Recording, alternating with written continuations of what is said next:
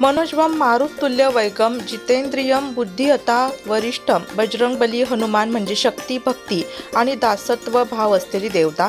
बजरंगबली हनुमान प्रभू श्री रामचंद्र यांचं आजन्म दास बनून सेवा केल्याचं आपण ऐकले, पाहिले आणि वाचले असेल.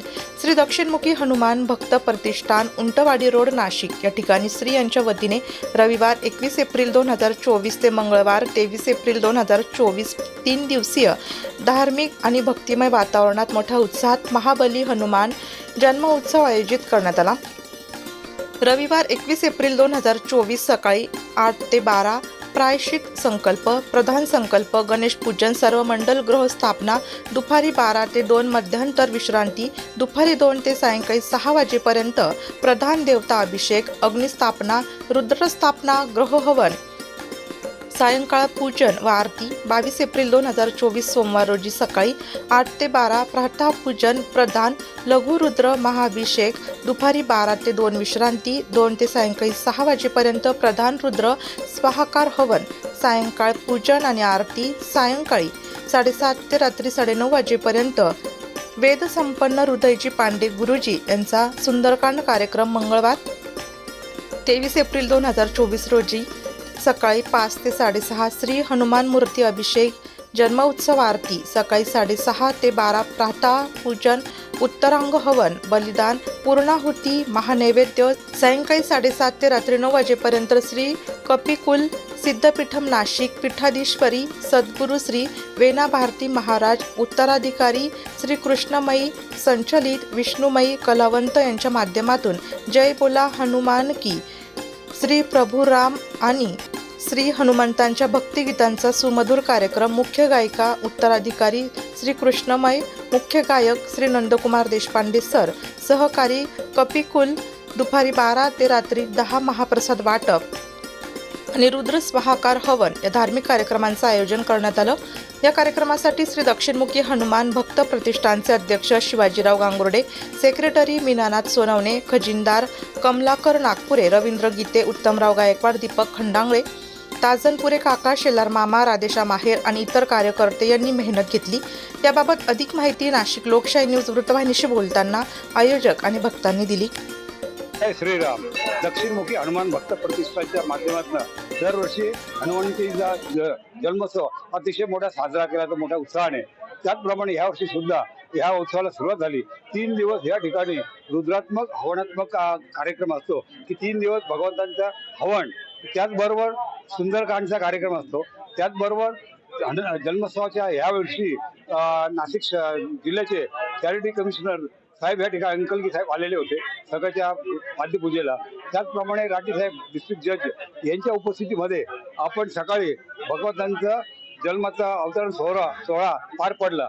आणि दरवर्षाप्रमाणे या ठिकाणी रक्तपेढी, समता रक्तपेढी, नाशिक ब्लड बँक यांच्या वतीने, सिव्हिल हॉस्पिटल या तिघांच्या वतीने रक्तदान शिबिर मोठ्या प्रमाणावर केलं जातं. दिवसभरामध्ये साधारणतः सकाळी 9 ते रात्री 11:30 पर्यंत रक्तदाते त्या ठिकाणी रक्तदान करतात. दरवर्षी 350 ते 400 बॅग्स या ठिकाणी गोळा होतात. त्याचप्रमाणे डॉक्टर प्रशांत बिर्ला आय हॉस्पिटलच्या माध्यमातून या ठिकाणी दरवर्षी मोफत नेत्र चिकित्सा केली जाते आणि रुग्णांना मोफत चष्म्याचं वितरण केलं जातं. त्याप्रमाणे ह्या प्रतिष्ठानच्या वतीने गेल्या वर्षभरामध्ये ज्या वेळेस धर्मदाय आयुक्तांनी की सर्व धर्मीय सामुदायिक विवाह सोहळ्याकरिता आवाहन केलं होतं की मंडळाकडून आपण काही रक्कम द्यावी, त्याला आम्ही दुजोरा देऊन 1 लाख रुपये आपण त्यांना प्रदान केलं होतं. त्याचप्रमाणे महाराष्ट्र शासनाच्या वतीने जिल्हा परिषद शाळांमध्ये स्मार्ट शाळा, ग्रामीण भागातील आदिवासी क्षेत्रातील वाघेरा तालुका त्र्यंबकेश्वर या शाळेतील 450 विद्यार्थ्यांना भक्त प्रतिष्ठानच्या वतीने 1 लाख रुपयाचं 450 विद्यार्थ्यांना वेगवेगळ्या प्रकारचे कलरचे ड्रेसेसचं वितरण करण्यात आलं की जेणेकरून नाशिक जिल्ह्यामध्ये ही शाळा त्र्यंबकेश तालुक्यात नंबर 1 वर आलेली आहे. त्याचबरोबर या प्रतिष्ठानच्या माध्यमातून वर्षभरामध्ये अनेक गरजू लोकांना चेकद्वारे मदत केली जाते. आणि ह्या मंडळाचं वैशिष्ट्य म्हणजे गेल्या कित्येक वर्षापासून मंडळात केवळ दानपेटीच्या माध्यमातून जमा होणाऱ्या भक्तांच्या निधीतनं सगळे उपक्रम राबवले जातात. कुठल्याही प्रकारच्या पावती पुस्तक होत नाही.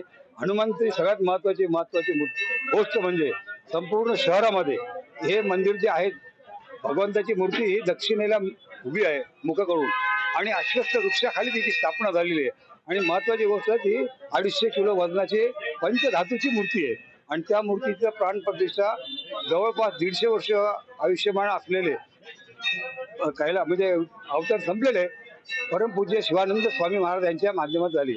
या ठिकाणी आमच्या मंडळाचे सगळे सदस्य, सगळे विश्वस्त आणि परिसरातील सगळे नागरिक यांचं मोठ्या प्रमाणावर सहकार्य असल्या कारणाने प्रतिष्ठान अशा मोठ्या प्रमाणावर उपक्रम राबवित असतो.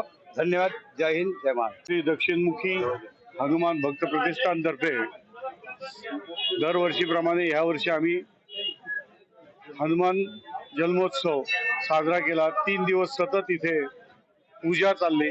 पूजेच्या माध्यमातून आम्ही जे यजमान बसवतो, 3 यजमान असतात, त्यांच्यातर्फे त्यांच्या वतीने ही पूजा आमच्या भक्त प्रतिष्ठानच्या वतीने आम्ही करतो. आणि आमच्या हनुमान प्रतिष्ठानचा जो बजरंग आहे तो अत्यंत पावन मूर्ती आहे. अनेक लोकांना त्याचे साक्षात्कार झाले. त्याच्यामुळे आमची सकाळी 8 वाजेपासून जी गर्दी असते ती रात्री 12 वाजेपर्यंत सतत ह्याच प्रमाणे असते.